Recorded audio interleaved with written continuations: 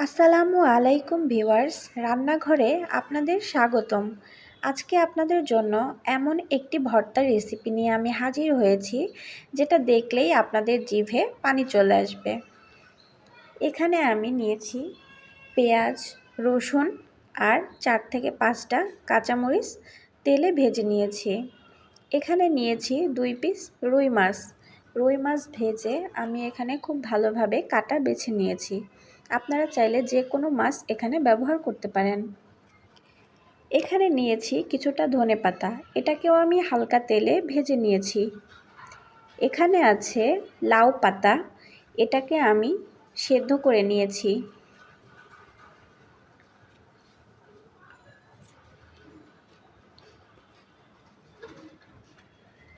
ভেজে রাখা পেঁয়াজ, রসুন, কাঁচামরিচ আমি এখানে কিছুটা লবণ দিয়ে শিলপাটায় বেটে নিচ্ছি। আপনারা চাইলে এটাকে ব্লেন্ডারে ব্লেন্ড করেও নিতে পারেন, কিন্তু আমার কাছে মনে হয় যে কোনো পাটায় ভাতা ভর্তা একদম অথেন্টিক একটা টেস্ট এনে দেয়। এজন্য আমি ঝামেলা হলেও পাটাই বেটে নিচ্ছি। আপনাদের কাছে ঝামেলা মনে হলে ব্লেন্ড করে নেবেন।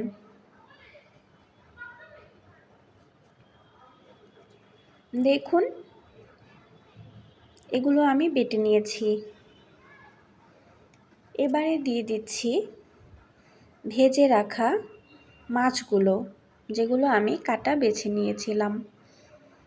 খুব ভালোভাবে ভেজে রাখা মাছগুলোর কাটা বেছে নিতে হবে, তা না হলে খাওয়ার সময় এগুলা মুখে লাগতে পারে। এজন্য আমি কাটাগুলো খুব ভালোভাবে আগে থেকেই বেছে নিয়েছি। তারপরে এটাকে বেটে নিব।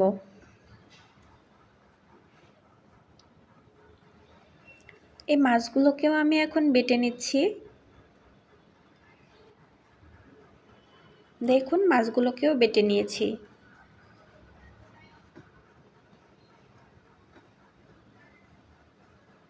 এই পর্যায়ে আমি নিয়ে নিচ্ছি ভেজে রাখা ধনেপাতা। আপনারা কিন্তু এই উপকরণগুলো সয়াবিন তেল বা সরিষার তেল যে কোনো তেলেই ভেজে নিতে পারেন।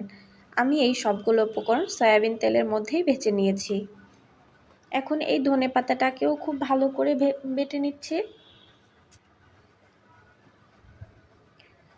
পাটায় বাটা যদিও একটু ঝামেলা, কিন্তু পাটায় ভাটা ভর্তার টেস্ট কিন্তু খুবই অসাধারণ হয়। একটু কষ্ট হলেও আপনারা একটু বেটে খেয়ে দেখবেন এভাবে। এ পর্যায়ে দিয়ে দিচ্ছি সেদ্ধ করে রাখা লাউ পাতা। এটা কিন্তু খুব স্পেশাল একটা পাতা। এই পাতার ভর্তা খুবই অসাধারণ হয়। এই লাউ পাতাটাকে আমি সেদ্ধ করে একটা স্টেইনারে রেখে দিয়েছিলাম পানি খুব ভালোভাবে ঝরানোর জন্য। এখন এই সবগুলো উপকরণ একসাথে একটু খুব ভালো করে মেখে নিব। এ পর্যায়ে লবণটাও একটু টেস্ট করে দেখে নেবেন। গরম গরম ধোয়া ওঠা 1 প্লেট ভাতের সাথে এই ভর্তাটা নিলে সাথে আর কিছুই লাগবে না। এই ভর্তা দিয়েই 1 প্লেট ভাত নিমিষেই শেষ হয়ে যাবে। আমার ভিডিওগুলো যদি আপনাদের ভালো লাগে, আমাকে ফলো দিয়ে রাখবেন, সাবস্ক্রাইব করে আমার পাশে থাকবেন। ভালো থাকবেন সবাই। আজ এ পর্যন্তই। আল্লাহ হাফেজ সবাইকে।